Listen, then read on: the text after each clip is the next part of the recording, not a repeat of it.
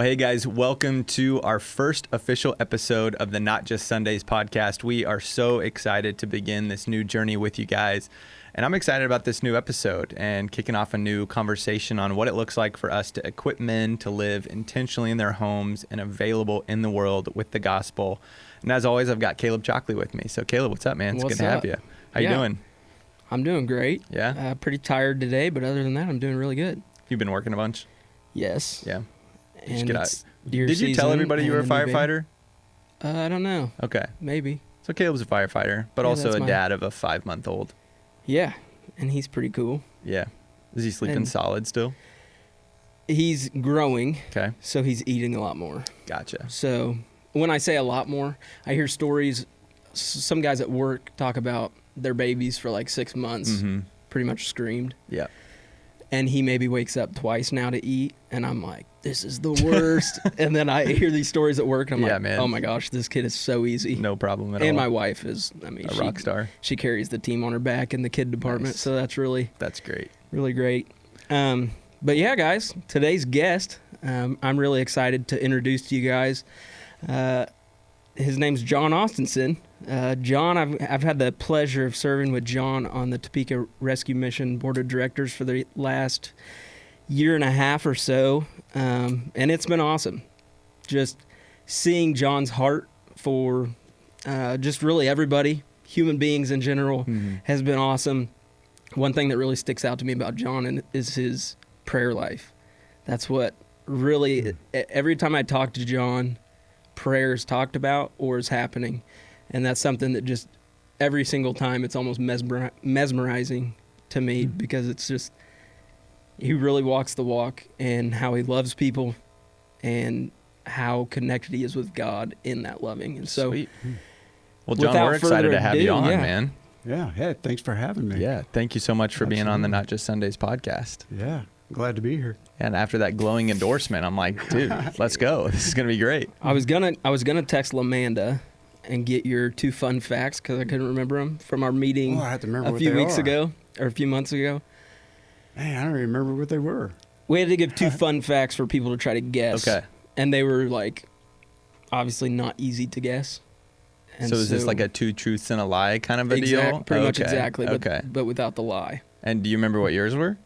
Yours was about jiu-jitsu. I remember that. That was maybe one, and then fishing. Okay. So what was the lie? There was no lie. Oh, sorry. Gotcha. So it was just a group of people. I gotcha. And LaManda would read off 2 facts, and then essentially the room would be like, who is that? Oh, that's kind of a fun Rather idea. than guessing truth, lie. Yeah. It was guessing who those facts were about. Who they connect to.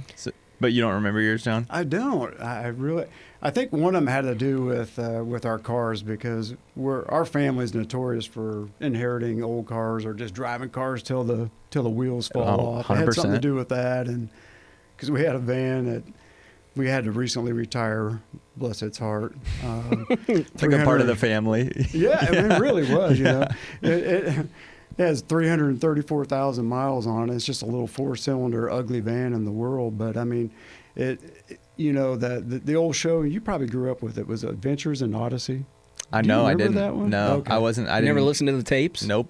Okay. Wow. My wife did, so I've heard of it, but I didn't grow up listening to it. Well, I bring that up, Liam, because it was a Honda Odyssey.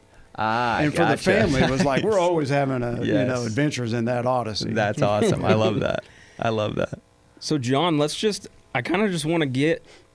start from scratch here, and we kind of just want to hear your story. Yeah. You can start where you're from, who you are, you married, kids, et cetera, and then kind of just your upbringing in the faith and to now. I know that's going to be really hard to condense, but you get the picture. It is, but I'll hit the headlines. And we'll pepper you with questions throughout, too, if something piques our interest as we're going. Perfect.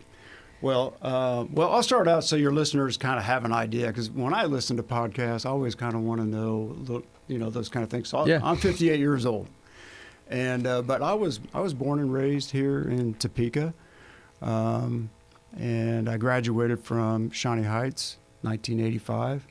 Met my wife there. We went to school all the way through, middle school through high school. Actual high school sweethearts? Really not. Okay. There's a funny story with that. Okay. Mm-hmm. If you want me to share it now, I can do that. Man, I feel like you gotta. Yeah. Okay. You can't leave a cliffhanger. These people are excited now. Yeah. Maybe some people will really identify with me when I share this. It's a quick story, but so we didn't start dating until our senior year. So a lot of people they'll ask me, well, wait a minute, you went to school with her all that time, then how come you didn't date? And you married her. How come you didn't date before that? Well, it was pretty simple because she was taking classes that I couldn't understand, and I was in wood shop and welding or whatever class, right? Because she was way out of my league. She's very, very smart. But we met in our senior year. It was a college preparatory class, and she sat next to me, and it was all over. So nice. But and my friend said, John, you're out of your league. And I said, well, what do you mean? They said, you don't know who her parents are? And I said, I don't know what you're talking about, because I had not met them yet. And they said, oh, her dad's a doctor, mom's a nurse, and they aren't going to like you, John, because I was kind of a heathen growing up. Okay. But anyway, it all worked out, and they're great people. But so graduated, and then I had already joined the Air Force, and my wife had already made plans to live as a foreign exchange student. And so we knew that come graduation, we were going to part ways. And did you enlist, or was it guard? Yeah, so I did enlist. Okay. I was active duty. Gotcha. Yeah. And so, but we wanted to stay in contact. We wanted to make the relationship work. And so, obviously no phones. And so we wrote letters, a lot of letters. And so I thought, well, I'll see her in a year. Well, it ended up being a year and a half because she. Okay, so when I was in the military, they're giving you your assignments, and you fill out this form. They call it a dream sheet, and you get 8 choices of the bases you want to go to. Well, I knew when Gail was done in India that she wanted to go to Trinity University in San Antonio. Well, there's Air Force bases there, so I put them all on there. Nice. And then I got my 9th choice. They sent me to Osan, Korea, and I didn't put in for That's going so overseas. Far. That's so far from San Antonio. Yeah, and so I did my year there, and it was a year and a half by the time I got to see her. Yeah, it was great. It was worth it. The saying about no pain, no gain, and all that. But it was good. And but anyway, to get back to your question, so I got out of the military and I started I went back to Topeka and went to Washburn, got my degree there. I worked at Mendiger for a little bit, and I was working security there, and then applying for Shawnee County Sheriff's Office, got hired there. Did 25 years and retired back in 2019, right before COVID. Yeah. Nice. Good timing. That's right. But in 1991, Gail and I got married. We had dated about 6.5 years, and now we are coming up on 35 years and been together about 41 years. That's awesome, man. So, and then here I am today. Yeah. Any kids? Oh, yeah. Kids. I have 3. Okay. I have Luke. Okay. Luke is 29, and Lydia is 26, and our youngest is Abigail, and Abigail is 23, and She just got married. Found out not long ago that she's expecting, and I'm just congrats. super happy. Yeah. Is this first grandkid? First. That's so exciting. So exciting. Grandpa Johnny. That's right. I'm looking forward That's to right. it. Oh, man. Yeah. My son was the first grandkid on both sides, and it was just like the floodgates of gifts and spoilage just poured out. And I have to imagine that's going to happen for you guys too. I would imagine, and yeah, I will be doing part of that pouring out. Yes, for sure. That's right. Yeah. So were you raised in the church? Did you become a Christian later in life? Where did that start for you? I don't want to Where'd offend your faith? anybody, but yeah, I'm a CEO also. I was a Christian, or Christmas and Easter only growing up. Okay. I don't think I've ever heard it called a CEO before. I like that. Yeah. I usually hear Creasters, but right? I like CEO. I've heard C&E. C and E, Christmas and Easter. Nice. CEO is good. I like that. Yeah. So anyway, sorry. Yeah, go ahead. No. So, yeah, and I didn't know any better. I mean, that was just, growing up. But I always thought it was kind of odd. I think I was in about, grade school, middle school. And my parents would say, hey, we're going up north to Minnesota. Well, I knew what that meant. We're going to our grandparents' house, like their parents. Going to go visit them. So pack your Sunday clothes. Oh, well, figured out when we go up there to visit, we're going to go to church. Well, that's confusing. How come we don't go to church here? Oh, we just want to show them that we go. Oh, okay. So you were having those kinds of thoughts as a kid? Yeah. Oh, man. I was never thinking that critically. Yeah. John's an intellect. Yeah, no. You'll find out soon I'm not. But, but growing up, I knew there was a God. There was no doubt in my mind. And I prayed every night. I literally prayed every night, but I didn't know who I was praying to. Yeah. So back to my friends that were giving me a hard time, one of the things they said was, you're out of our league. They said, they're Christians, and you're not. And so that was very intimidating to me. So no, did not go to church on a regular basis. In fact, and I don't want to sound like I'm talking out of both sides of my mouth, but I prayed every night, but at the same time, any thought about Christian stuff and all that, I thought was very, very sort of boring and dusty. Just elevator music. And yeah, it's so interesting to have both of those things happening in your life at the same time. Yeah. So when did that kind of switch happen for you? Ooh, it happened when I met her dad. Okay. Really did. I remember face to face with the father-in-law. Yeah. Future father-in-law. Oh, I was so intimidated to meet him because of everything that I had heard. But it turns out everything I had heard wasn't true. Yeah. And so, most times, you can remember things like in a photo in your mind. I remember a movie reel. I can just picture getting out of my car, walking up to the house, not wanting to be there, but be there, push the doorbell, and it was frightening. And her dad answered the door, and he's wearing a suit, and he had a stethoscope. And I remembered, oh, they told me he's a doctor. Oh, that's even more intimidating. And so we greet each other. It's all cool, And I remember him asking me, well, are you hungry? And I had this rapid thought, and it was, I'm a teenager. I'm always hungry. I'm 17. And in fact, I'm hungry right now.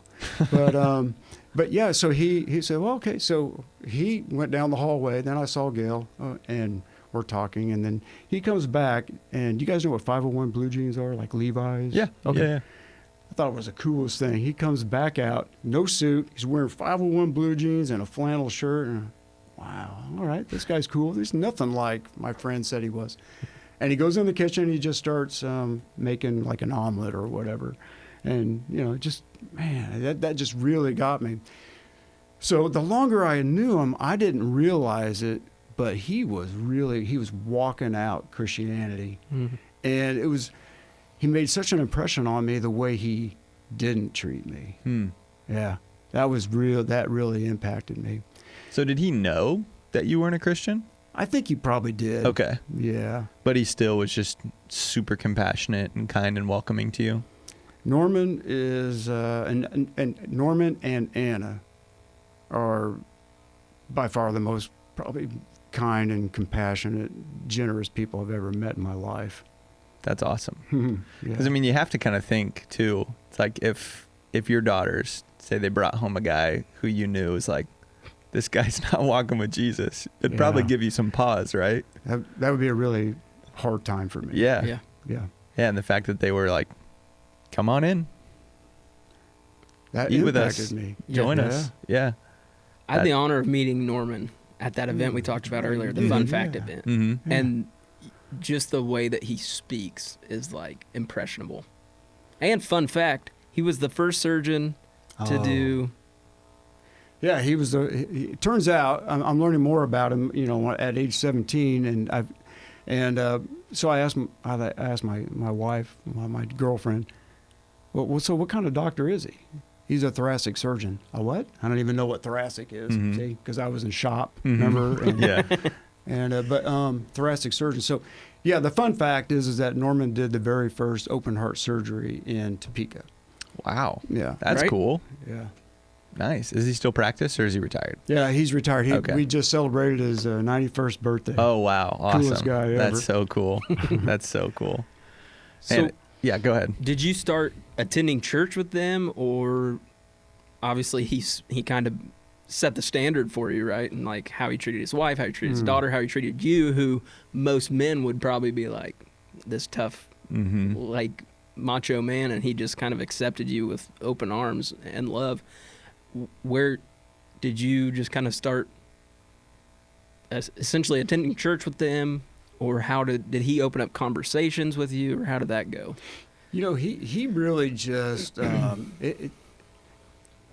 he didn't really do that. He didn't thump the Bible. He didn't do those sort of things. He just, the way he walks and carries himself, it was just intriguing and very appealing to me. And I think inside I was just wondering, well, how does this, because I didn't have that demonstrated in my life. Right. And I remember too about Norman and Anna just being affectionate with each other and just laughing at each other, just enjoying each other's company. I'd not seen that before. Okay. That was very intriguing. But they were very inclusive. I would do things with them, go to meals together, and I don't want to overdo about Norman, but I'm just telling you, when you ask about him, he's very special to me, you know. And but we'd go to a restaurant. We could hardly get in the restaurant, eat at the restaurant, and leave the restaurant because people are always coming up. Are you Dr. Tomes? You did surgery on my and and he would remember the patient. He's an incredible man. But no, I didn't go to church because soon after that, you know, she had left. I'm going into the military. But when I was in basic training, they offer, if you want to, on Sundays to go to church. And I thought, well, I kind of want to do that. And so I did. And I actually kind of enjoyed it. And but I still had not committed myself to Jesus at that point. So when did that come? So that came when Gail tricked me. Nice. Best gospel conversion ever. Oh, yeah. Sneaky Christians. Yeah, she, okay. So I'll say, for context, remember I was in Korea. Okay, she came back. She finished her no, okay. I came back, and I got my first choice of where I wanted to be stationed, and it was at Kelly Air Force Base in San Antonio. Now, is that a God thing? Because here I am, I'm praying, God, I want to be back with Gail. Well, I'm not sure if he was hearing my prayers because I didn't know him as Savior. Yeah. You know, but I wanted to be with Gail. But it worked out. And I get there, and she starts, I think she was in her junior year, and she says, hey, I want to go to this concert. I say, yeah, okay, cool. Def Leppard, wherever, you know, what is it? You know? I knew that she wouldn't go to that one, but she says, oh, it's Phil Driscoll. Phil who? Who? I don't know who Phil Driscoll is. I don't even think I know who that is. Do you? I don't. No. Oh, wow. He's really good. I'll have to check him out. Yeah. So she's telling me how good he is and all this, and she's really trying to talk me into it. And so we're driving somewhere, and she says, she keeps bugging me about going, and then she pulls out a cassette tape. I'll explain later what that is, Caleb. But anyway, she has this cassette, and she puts it in, and starts playing it, and then and she says, "Do you like that?" And so I lied, and I said, "No, I don't like that." I actually did. It's really, really good. And but I didn't know what he was. I knew he was singing Christian stuff, but that I didn't pay attention to that. I just liked the music. It drew me in. And then so finally I said, okay, I'll go. Where is it? And all that. And so we're living in San Antonio, pretty big city, right? Yeah. She says, oh, it's in Austin. Austin? Oh, how far away is that? I don't know. Yeah, it's like an hour and a half or something drive. Okay. So so we get to the concert, and by the way, he's mostly known for his trumpet playing. Oh, cool. In fact, there's this story about Johnny Carson, and I'll explain who that is later too. But Johnny Carson was his sidekick was what's that guy's name? The trumpet player. Oh man, Doc Severinsen. And Johnny Carson turns. Are these going over your head too? I got Johnny Carson. Okay, I got that one strong. The trumpets. We're gonna get some hate on this video if we do, because we don't know anything. Oh wow! But keep talking, because our listeners will know. Okay. Our listeners will know. Like I said, I'm 58. But anyway, so Johnny Carson, he's got his sidekick, and he turns to Doc Severinsen, and he runs all the music and all that, and he says, "Hey Doc, how does it feel to be the best trumpet player in the world?" And Doc Severinsen said, "I don't know. You'd have to ask Phil Driscoll." And that was the guy. Nice. And man, was he ever good. So here we are at this concert. Tons of people there. It's in a big, big church. And I didn't realize it. I didn't know that this was an altar call that was happening. Because I've described my background. I don't know what I'm walking into. It's not something you'd ever seen before, probably. No. Yeah. Not at all. And so he's doing the altar call, and it's, and walks through it all. And inside I'm thinking, oh, that's probably me. That's for me, And so he gets to the point where he says, "If that's you, I want you to just, raise your hand." And I thought, oh, I'm not raising my hand goes up. Okay, well, that's interesting. And so, but I'm feeling somewhat okay, because it's all eyes closed, no one looking around, supposedly, wink, wink. And everybody's looking. I've been there. Everybody's looking. And so, and then he keeps going, and he says, "And now I want you to, take courage. And if that was you, don't delay. Whatever. Just stand to your feet." And I'm like, I am not gonna. And I did. I stood up. And I knew what I was doing, but honestly, in my flesh, I was like, I don't want to admit that I need this, and a little embarrassed, like, "Oh, Gail, what are you going to think?" I didn't know really what to think. So I'm having all these thoughts, and then I'm still standing there, and so I open my eyes and I peek over at Gail to my left, and she stood with me, and had a tear. I was like, that's pretty cool. Yeah. And then, of course, it's that trickery Christian stuff again. "Well, and if that was you, and you raised your hand and you stood up, now I want you to come down." Yep. Oh, wow. So I'd make the big walk down. But, I was joined by a lot of other people, and Gail walked with me all the way down. Nice. And it was so cool. That's incredible. Awesome. Yeah. That is a really awesome story. And that was right before you guys got married, or after? Yeah. So that was before. That was in 1988. Okay. So a couple years before you guys ended up getting married. Yeah. Man, that is awesome. Yeah, and so you then, post-military, post-following Jesus and getting married to Gail, was that when you got into law enforcement after that, or did you stay in the military for a while? Yeah, so in the military, I worked, they called them security police, so I had that. And then I thought, I had toyed with the idea of making military a career, but I also realized I think I'd rather be a civilian law enforcement officer. So that's why I pursued that. So yeah, so I got married in 91, and I got hired on at the sheriff's office in 1994.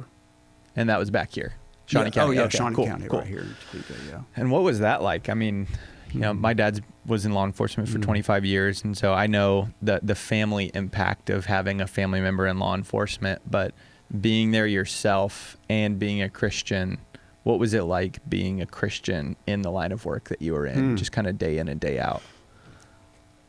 I've heard it described, and maybe some of your listeners have heard this too, but they say that law enforcement is like having the front row seat to the greatest show on earth. Okay. I haven't heard that statement before. What do you mean by that? So you see everything. And as a believer, I started to think, I don't know if that's the greatest show on earth. I think you see a lot of brokenness. Yes. Yeah. you could change the adjective to sometimes the saddest show on earth, or the ugliest show on earth, and it's not a show; it's reality. Yeah. So that's how I would describe it. Yeah, you see people at their worst, right? But God showed me that when people are at their worst, that's usually when they're maybe the most open. Yeah, no doubt. Yeah, you've seen that. Yeah, no doubt. And so did you became a detective? How long did you work as a deputy? Like, what was that timeline? So yeah, I was on the road for about 3.5 years, roughly, maybe 4. I knew I wanted to pursue that route of going to detective, and so there was an opening in crime scene, and I really was interested in that, and so I put in for it, and boy, God bless me, because I was the only one that put in for it, and I was chosen for it. It was crazy, but I was there about 1.5 years, roughly, in crime scene. And during that 1.5 years, I don't know, it just felt like the county was falling apart. We had just so many accidents and fatalities and homicides and suicides. I was getting called out all the time, and it was just it was very, very sad. Don't get me wrong, but it was the experience. I was just, it was just getting inundated with it. Well, that ended up helping me, because when there was an opening in detectives. And then I got selected for that, and and that was in September of '98. Okay. Yes, I hadn't been on very long, 5 years, something like that. One big curiosity I have. Sorry. Yeah, you good? Or something. One big curiosity I have is, so obviously, I'm not in law enforcement, but we see a lot of the same things. We work alongside each other. We see all the same brokenness and just horrible and good things too, right? Like, sure, we get to see childbirth sometimes in somebody's house. Like, how special is that for them, right? So my curiosity is, my calls, we show up, we try to help the situation, and then we leave, and that's kind of the closed book. When you get into detective work, it kind of, your job starts then, right? Like, then you get to essentially be face-to-face with some pretty, I would say, terrible people who have done terrible things. I don't want to just say terrible people. Or family members of victims. Yes, and so I'd be curious, like, was there times when you had serious wrestles with your faith in having to interact with people who did things that you probably really hated, which you should hate? Not the person, I'm talking about the horrible things they did, right? Yeah. Right. So, and you had a specialty in your detective work, right? Which was crimes against children. Yeah. Mm-hmm. So obviously that's something everybody can probably say that's one of the worst things, like, imaginable. Some of the things that happen to children. And yeah, gosh, that's a great how do you maintain your faith in that specific line of work, seeing some of the ugliest pictures of the brokenness of humanity? What was that like? Ooh. Wow, that's a really heavy loaded. But or can you even think of a specific circumstance where you like almost had like I don't want to say a wrestling with God, but kind of where you're like you really have to be you're like pleading with God to hold you through it because you're just struggling, right? Yeah. It's what anybody would say. You know, you hear things like, how could anybody ever do something like that to a child? You know, those sort of things. And of course I wrestled with that. And so I wrestled with that for 2 or 3, 4 years. I don't know. And so I got to the point where, you know, coming home, I knew I didn't want to be a ghost dad. You know, you're there but not really there. And so, because, you know, you start thinking about your cases, and not only do you want justice for that victim and the family, you want that person to face the consequences of that. And I also knew that case didn't say somebody else's name, another detective's name. It was mine. And, you know, either it's going to happen or not, and it's going to be, you know. So I took it very seriously. And so we got to the point where I just decided we had take-home cars. So my thought was I got about an 18-minute drive home, and during that 18 minutes, review everything that happened that day, everything you're going to do tomorrow, and then when you get home, you shut that key off, you shut that off, and then you're all dad. And that's it was a process, but I was able to finally get to that. Now let me address how can anybody do that, all that. So God finally showed me, John, if you can understand why somebody would do such a horrific thing to a child or anybody, if you can understand that, then you will be investigated because you understand it. And he said, don't try to understand it. Yeah. And I thought, man, and so that was a calming thing for me and helped me out a lot. That's a really, yeah, no, I wasn't thinking about that at all. It's like you don't even want to sit in that headspace. Right. To sit in that kind of thinking. And it was really hard because the balance is you don't want to be in that headspace, but in the way that you interview that person, you kind of have to be. Right. But I really feel, well, we know God is good. He's good in every area of my life. And that was one of them. People ask me now, do you have any PTSD? Do you have any bad memory? Do you have flashback? All that stuff? I do not. I just don't. And I just believe God protected me all that time. Power, love, and a sound mind. Yep. I need a sound mind. Yep. God, give me a sound mind. Yep. Right? And I love that you brought into how you protected your family too from that. Right. Because, growing up in a law enforcement household, I could see the effects of stress and risk and danger and struggle in my dad. But he did a really good job of being a husband and being dad when he came home. So how did you, other than kind of that moment of turning off the car, what did it look like for you to bring faith into your family and to leave aside some of the just horrific things that you saw?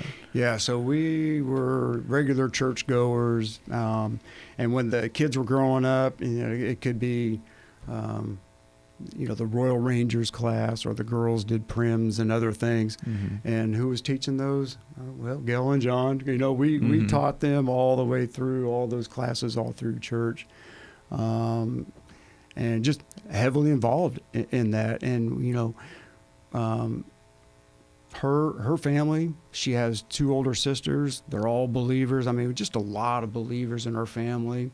My side of the family, eventually through my brother, he got saved, and then my parents got saved. Wow. And so, we're just surrounded by all that growing up. So our kids were very well introduced to all the Christianity, and of course are living that out right now. Yeah, which has got to be an incredibly rewarding thing to watch play out. Absolutely. Yeah. I went to an event last week, and a psychologist talked, and he talked about fatherhood, and first off, he was an exceptional speaker, but he read 2 messages from his 17, 18, 19-year-old son, somewhere in there. These messages his son had sent to him. And they were totally faith-based. One was talking about struggles in life, and one was talking about essentially thanking his dad for being somebody he can look up to and has helped him in his sanctification and stuff. And first of all, I remember thinking, wow, first of all, this kid's vocabulary at that age was miles ahead of me even right, now. as a 17, 18-year-old. And I just remember, of course, I have a brand new son. Yeah. And so I can't quite grasp it, but I was it nearly made me emotional thinking about how awesome must that feel as a father to see this text message come across. How awesome is their relationship that it's played out in that way. Yeah. And that comes around sort of full circle. because of all that investment and the cultivating that he's done in his child's life all that time. Yeah. And what a beautiful thing to have that come back around. And I've had moments like that. So when you talk about it, like, wow, yeah, I'm kind of reliving some of the ones I've had, yeah. During your detective days, whether it be interviews or even just the guys at work, did you ever have circumstances where you made it a point to have conversations about your faith? Mm-hmm. Oh, yeah. Yeah. And how did that look? Like, for instance, in an interview, for example, like, or maybe not during the interview, but you know what I mean? Yeah. Yeah. I would. And it's not going to, it wouldn't be what maybe your listeners are saying, oh, okay, he started maybe quoting scripture. And no. I found one of the best, let me say it this way. A lot of officers would say that when the public watches officers on TV, well, I mean, Hollywood makes officers and anybody just all look goofy. I mean, it's just how they are. They like to make us look goofy. Or heavy-handed, heavy badge, right? And so that's their perception of it. And they'd say that kind of ruins our image. So I used it to my advantage because that person in front of me thinks that I'm going to treat them maybe heavy-handed. You know what I did? You know how I treated them? Christ-like. I really did. And it's almost treating them in an unexpected way. And I think that, I mean, when you treat them, and I'm not saying kind and all, but I was not, I was nice. Mm-hmm. But you can nicely talk somebody into prison. I mean, because there's tactics and things like that. Okay, yeah. I'm not going to lie. There's that part of it, but it draws them in. It's intriguing to them. Right. So, yeah. Yeah, I mean that makes sense because they're expecting like you said, the heavy hand of justice to fall down on them really hard, and to be met with patience, calm, compassion, even while you're working towards justice. I think that does surprise people. It does. Well, and it shows John's discipline. Yeah, for sure. Yeah, because I'm like, if I'm sitting there, I'd be in the interviewer's shoes, in your shoes. I'd be angry. I'd be rattled. I'd be Yeah. I'm glad you brought that up. Yeah, because for me, I kind of handle things with humor sometimes, and so I do mean this in a humorous way, please. Okay, but I would say let's agree that everything that you want to do to that person, me included, is illegal. Let's just get that out of the way, right. And then kind of go from there. I feel compelled to share something if you don't mind. Please. Okay, because I don't think about this often, but I had a situation happen that I just think it profoundly changed. You mentioned earlier about when you meet the boyfriend or that kind of thing. That kind of got me thinking about this.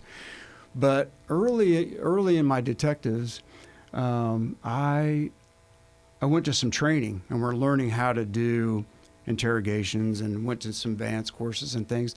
So I go to this one, and this instructor is from Dallas, and he's a retired Dallas police detective. And he had me right away because there's like 400 officers in this. This is a huge venue. And he's teaching on interviewing specifically to crimes against children. Mm-hmm. And he had me right away. As soon as they introduced him, I'd already read his all that and saw his picture. But when he walked out, he commanded the stage. This guy was put together and took care of himself. And he's just a man's man. And he knew that topic. The guy was so good. In fact, I remember him saying, well, let's see, we're coming up on a break. How about we take, and in my mind I'm going, 5 minutes. And he'd say, let's take 15 minutes. And I go, no, because I was enjoying everything that he was sharing. All right, I had to do the context because he shares this story. He says, he says, how many of you out there have children? Hands go up all over. Keep your hands up if you have daughters. Okay. And I had at that time, I had just had Lydia, and she was quite young. And then he said, I'm going to share a story with you. And I don't remember how long ago. It was like, it was a year ago or 2 years ago. And he said, my daughter is getting married. And he said, I want to tell you what happened. And he says, it's the scene where you're at the church. We're in a private room. I'm about ready to walk my daughter, down the aisle. And he says, we're just having that moment. We're hugging each other and we're looking at each other. And he says, I said to her, whatever her name is, and he said, I'm so glad all those years of all the stuff I've been through, and all the investigations, I am so glad that nothing like that ever happened to you. Oof. And what do you think happened? She said, Dad, actually, something did happen to me. And he said, I knew she was not kidding around. And of course, he's having all the emotions that maybe even you guys are feeling right now, right? And of course, he's going to ask, why did you not tell me? Mm-hmm. And she said, I didn't tell you for one reason, Dad, because all the time growing up, you told me if that boyfriend that ever or does anything to you, if anything like that ever happens to you, I'm going to hunt that guy down and I'm going to kill him. Mm-hmm. And she said, I didn't tell you because I knew you meant it. So he never knew. He said, you be careful what you say to your children. Mm-hmm. And that changed my life, how I parented. Yeah, because you want to be a safe place for them to come. Right. And if anything gets in the way of that, then you don't want any of those barriers that would keep your child from coming to you in the worst possible situation. Man, I can't even imagine. No. I can't even imagine. That still chokes me up when I think about that. Yeah. I think that's a testament, big time, to all fathers. Yeah. Right? Starting essentially from day one. Mm-hmm. Like, how are we gaining our child's trust? And it's not even, like, obviously that's an extreme example. But do we think that deeply about what we say to our kids? No. And think of the practicality of that. Yeah. Like, what if it's just this, like, for his story example of, like, okay, she cares about him so much, right? Like, but she knows if that were to actually happen, he's gone. Mm-hmm. Like I feel I've had similar conversations like that with my wife, and she's like, is that a win? She's like, really? Like, you being in prison, right? Our child's whole life? I'm like, okay, you're way more mature than me. Yeah. Like, yeah. And so, I'm not speaking out of strength and confidence here. I'm speaking out of insecurity, but yeah, for sure. Yeah, man. It just gets me thinking too that, now even after, because you're retired, been retired how long? 6.5 years. But you also decided then to start volunteering with TRM, and how long you been doing that? Yeah. Boy, it's funny when people ask me, oh, how long you been on the job now? I'd always know how long I've been. Yeah. All your firefighters, they all know. They'll say, 7 years. Yeah. 8 years, 3 days, and 2 hours. Everybody always knows. I get this TRM question, and I always baffles me. I don't even know. Yeah. Maybe I'm the same. 5 years. No, 4 years? like official start date. If it's like you chose. You go from a really difficult career path to working with some of the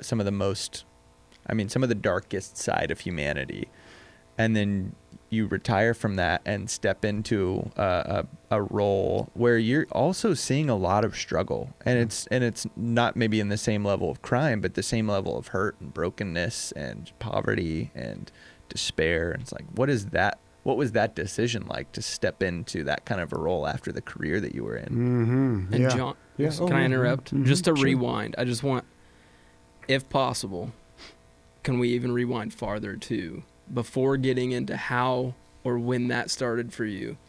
How was your view of homeless people when you were working? Because I know that's a good question. I've shared the story. I don't know. Do I have time to share a quick story on how kind of I started? Sure, yeah.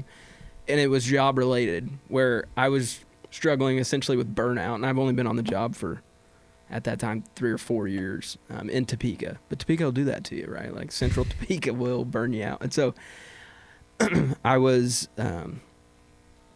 really struggling with anger, specifically to the job of running medical calls for things that were not necessary. Specifically, unsheltered people who were having emergencies that I, at the time, did not feel were emergencies. And so I started praying constantly for God to give me eyes to see people the way he sees them, and constantly praying, break my heart for what breaks yours, constantly.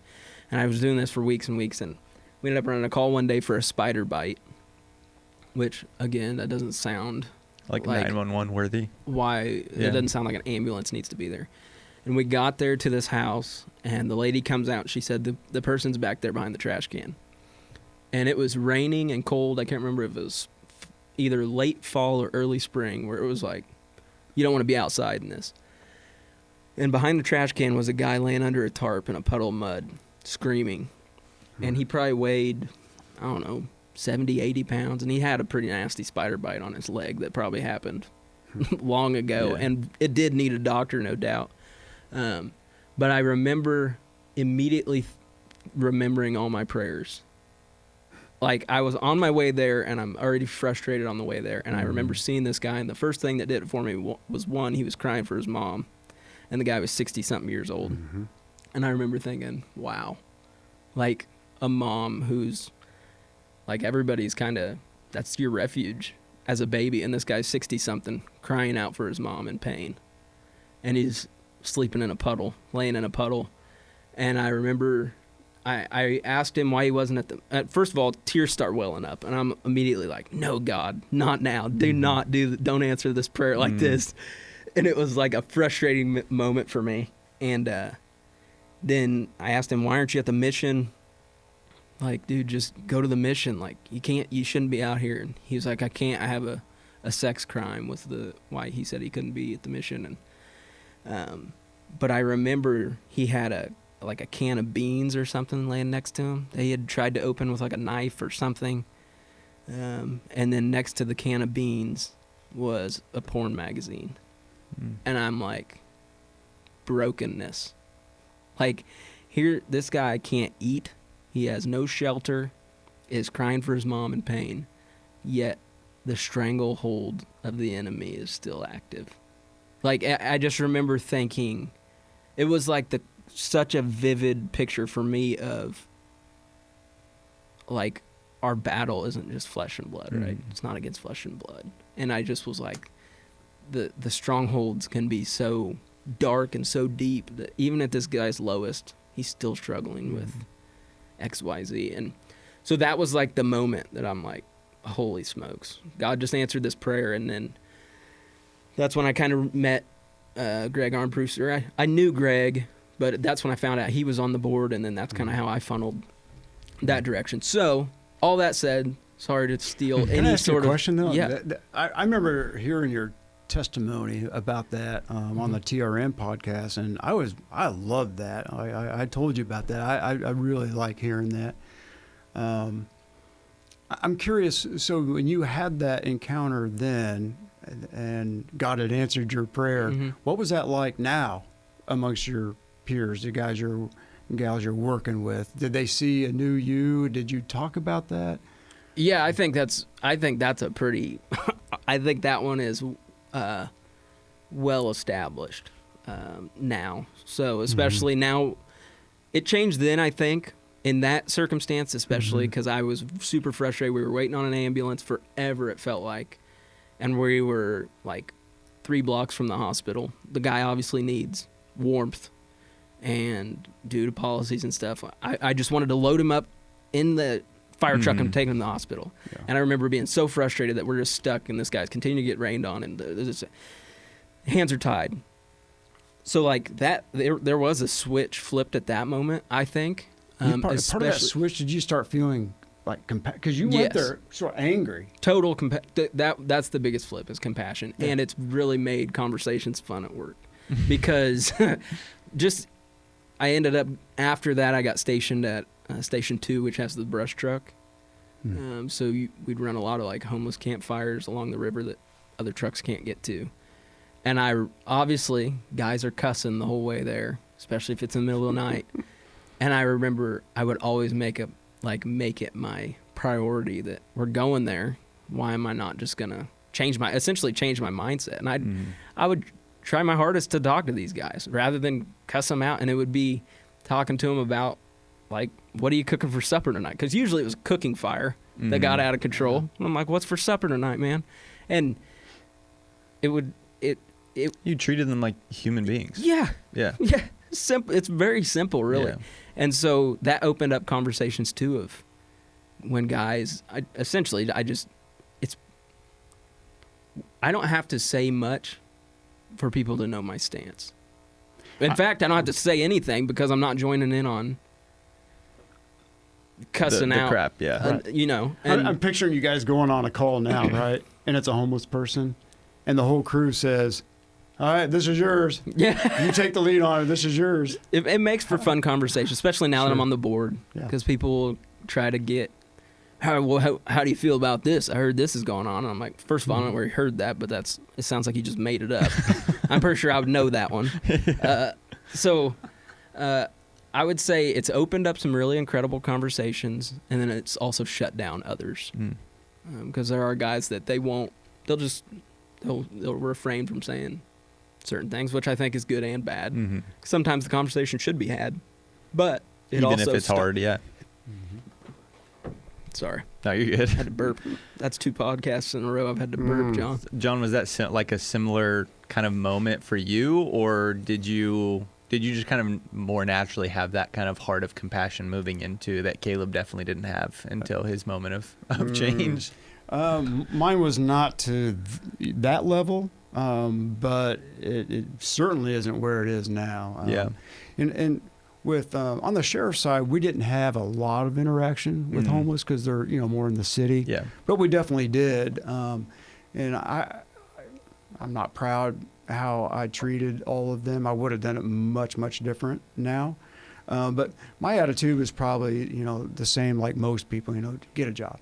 Why don't you just have a job? I work hard every day. How come you don't? But but that really changed. When I started realizing that, this sounds so cliche, but it's so true. Like God doesn't love me any more than him or any less. He sees us the same. Yeah.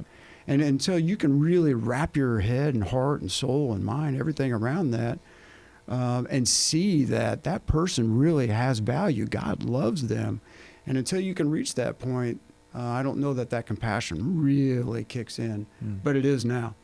One of the things I've learned is just how many homeless really have just a lot of trauma in their life. And then as I started learning that, I'm thinking, I've dealt with a lot of people that got trauma at young ages. And then what might their future look like? And so I was really impacted by that, and that really changed the course of things. And so, which I'm so thankful for. I was just, one of the things I'm kind of stuck on now is, when we talk about good things, God gives good things. And what I consider good is lowercase g, and his is capital G, which means God. Somebody mentioned sanctification earlier, which I love. We got to do that. We're supposed to do that. And how do we do that? We do it through tough things. And that is good. God gives us good things. He sees that as good.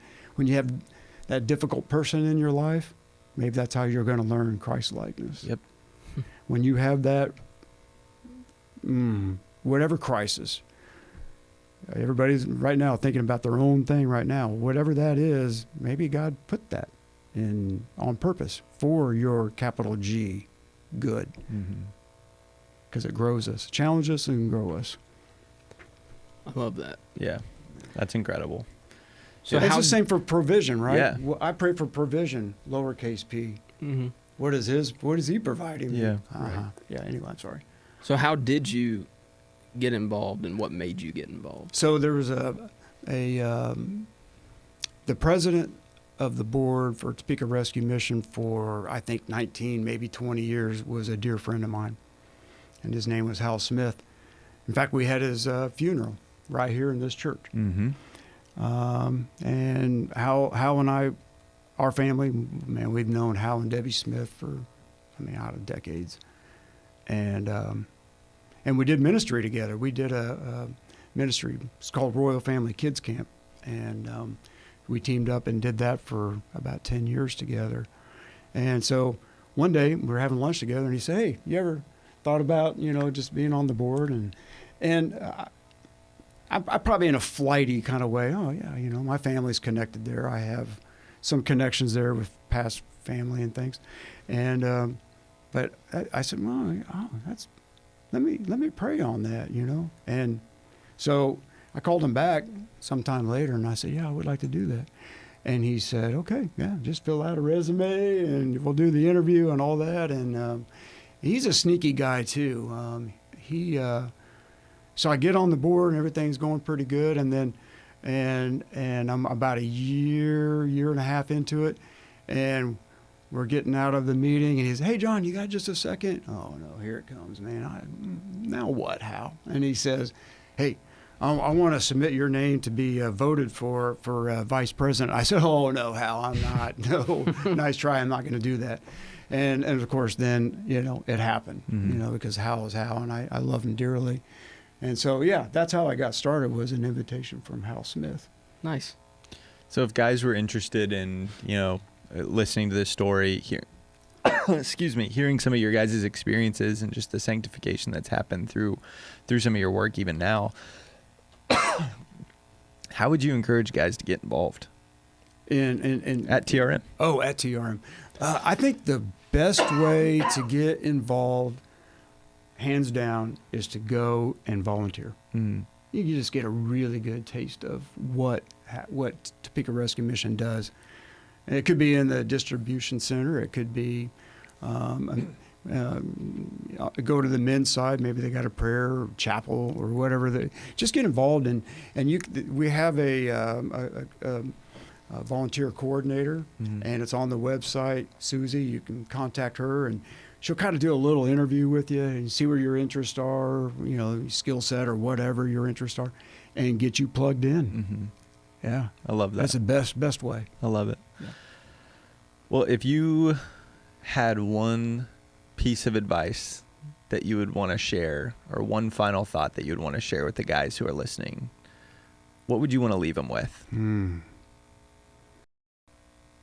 I'm kind of putting you on the spot, but yeah, because it's taking my entire life. I know.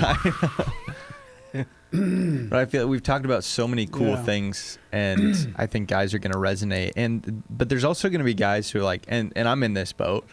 I've never been a first responder, and some of the things that you guys share and the stories and experiences that you guys go through, and how that has shaped your love for people and opened your eyes to compassion for people. I think that's incredible.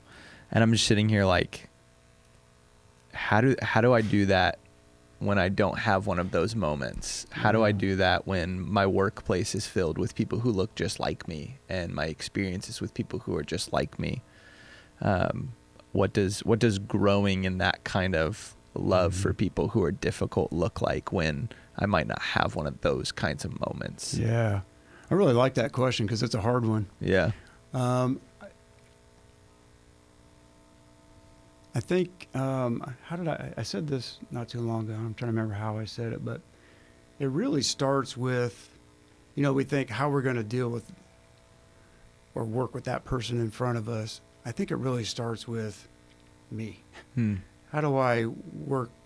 Who am I? And I think it is knowing who we are, a child of God, all the things, and knowing those promises are true. What God says about us is true. And I think it's so important to know what your God gifts are. What he made us so unique. We know that. He talks about it a lot in his word, and we're so unique. And so find out what your giftings are. You might surprise yourself what they really are.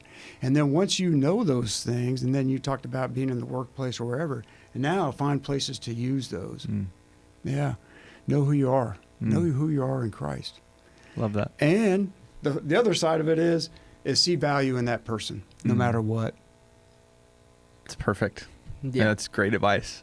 Kaleb, do you have any final questions or thoughts for John? I don't think so, man. I appreciate you coming. Yeah. I could sit and talk to you for hours and hours. In fact, me and John a few weeks ago had lunch, and I think we just talked about detective stuff for 2 hours straight. And John's a storyteller, and he's good at it. Yeah. It's one of his giftings. Yeah. He's a conversationalist. And I always appreciate not only your stories, but your outlook and what you learn from them. It's like no matter what, I could tell you a story, you could tell me a story. You have a takeaway that's like, that's I guess a learning tidbit, for lack of a better term. And it's always. And you could be so jaded with everything that you've seen and been through in your life, but you're not.